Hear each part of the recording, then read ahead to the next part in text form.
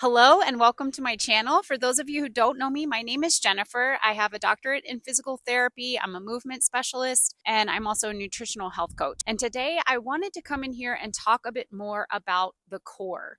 It's one of those things that some of us understand, but some of us really don't. It helps us improve our posture, it supports our spine, and it also prevents injury. A strong core can improve athletic performance. It can decrease pain, especially in the back, but in other areas as well. And it can also improve your overall functional mobility. And did you know it can improve our breathing control, our aerobic capacity, and even our bladder control? A lot of people think of the core as just this central area, the abdominals, but what is insane is that the core is actually made up of multiple muscle groups in your front and your back, if you think of a corset. So we actually have your rectus abdominis, which is your six-pack abs, your hip flexors, which help pull your knee up. We have your internal and external obliques, which help with rotational movements. We have your transverse abdominis, which is your deeper core. They're underneath of your rectus abdominis. We have multifidus muscles, which are in your deep back area, your erector spinae, which are along your back. We also have your diaphragm. So your diaphragm is responsible for breathing, and then also your pelvic floor. So there are multiple muscle groups that make up your core. And so some of these might be strong for you, but a lot of people struggle with engaging, especially the deeper core muscles. And interestingly, a lot of people who have chronic back pain do have decreased core recruitment, and that can include your transverse abdominis, which I talked about earlier, your multifidus, and also your pelvic floor. Over 95% of people with chronic back pain have pelvic floor dysfunction. And this can result in urinary incontinence, which is leakage of the urine, increased urgency to use the restroom, pain with intercourse, and more. I want to show you a few ways to engage, especially your deep core, because that seems to be the problem that most people have. So I want to start out with showing you how to engage your diaphragm with breathing, how to recruit your pelvic floor along with your transverse abdominis, because these are really important to help you learn how to engage your deep core.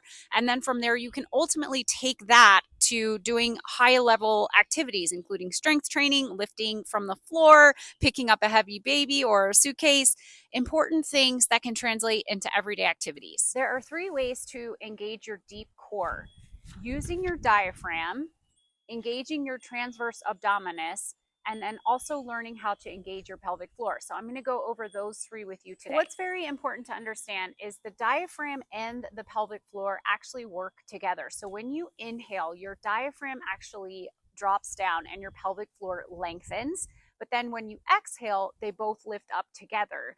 And a lot of people tend to have locked diaphragms where they're not necessarily engaging their diaphragm well when they breathe. They might be upper chest breathers, or another inclination might be to just hold their breath.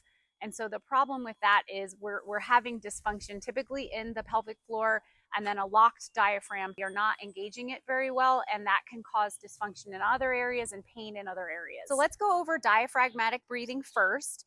You can use a band or a leash, something to give you some feedback to ensure that you are doing it properly. So the biggest thing with the diaphragm is you want to think of, when you inhale, that your middle section is actually expanding three-dimensionally. So you want your ribs to kind of move outward, almost like a balloon.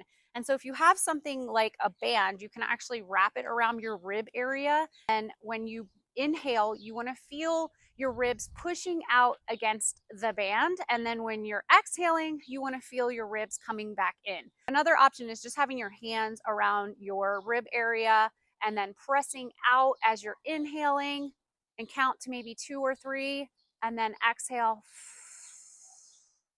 And then try it again. Press out. And you should feel it in your back too, not just in your ribs. You want to feel it in the front and the back, like a 360-degree balloon. So inhale and then exhale. And you should feel your ribs coming in. And so that's diaphragmatic breathing. You could try it laying on your back in different positions and really trying to press out your stomach and your diaphragm outward, so that you can feel it working and moving with that breathing. The next important muscle group we're going to be targeting is your transverse abdominis, the deep abdominal muscles. These muscles are typically more difficult for people to recruit who have chronic back pain. So this is a really important one to practice. So the best way to do this is to lay down on your back with your knees bent. You can put your hands down below your belly button, And you want to think about pulling your belly button in and up as if you are pulling up a tight pair of pants, zipping up your midsection. You also want to make sure you are not holding your breath. A lot of people try to just kind of brace and then they hold their breath. Sometimes it's easy to try counting. So count to 5 when you're doing it. That's also very helpful just to make sure that we are not creating too much intra-abdominal pressure. The thought is you can engage your transverse abdominis also while breathing. So try that out. We're going to lay flat. We're going to pull our belly button in and up, not necessarily tilting the pelvis. That's a little bit different. We're just trying to pull those muscles in and hold, maybe count to 5, 2, 3, 4, 5, and relax. So you're not necessarily seeing me tilt my pelvis up or down. We're just trying to engage those muscles by pulling them in, the belly button up and in, and hold, and breathe, and relax. So the final group in our deep core activation today is going to be your pelvic floor. We have to understand that the pelvic floor is one of those things a lot of us have just lost touch with.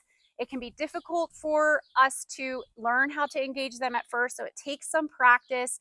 But a couple of quick cues that are helpful is just if you are sitting down and you think about as if you're going to stop the flow of urine. So you're stopping the flow of urine and you're kind of pulling it up, like as if you're thinking of those muscles as being an elevator that you're pulling up your midsection. And you want to hold for about 3 to 5 seconds, and then you're just going to let them relax. This is also very helpful to combine with exhales because we are thinking about how the pelvic floor is being engaged with the diaphragm and also, again, the transverse abdominis.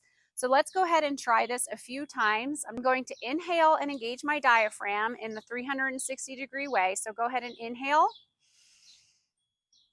Okay, and now we're going to exhale by pulling the pelvic floor and pulling in the belly button at the same time. So,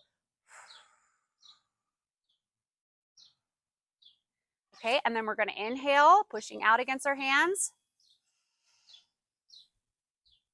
And then we're going to exhale, pulling that pelvic floor. And again, you pull your belly button into your spine.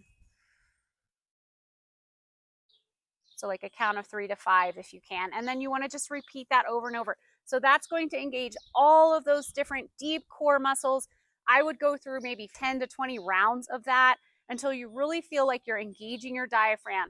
You are engaging your transverse abdominis, and then you're also pulling that pelvic floor up as you do your exhale. Do not do your pelvic floor Kegel exercises during an inhale because that is going to cause that dysfunction that we talked about earlier. And some people do that, and it can cause just stiffness and tightness in that pelvic floor. I hope that this video helps you all. It's very important for us to consider how important the core is, learning to engage those muscles, because here's the thing. Most of us have had an abdominal surgery, back pain, pregnancies, multiple pregnancies, even back injuries or other types of injuries that can throw us off to where the muscles might get stretched out or they don't remember how to function properly. So it's really important to become aware of that, reestablish those motor patterns between the brain and those muscles to get them to work again.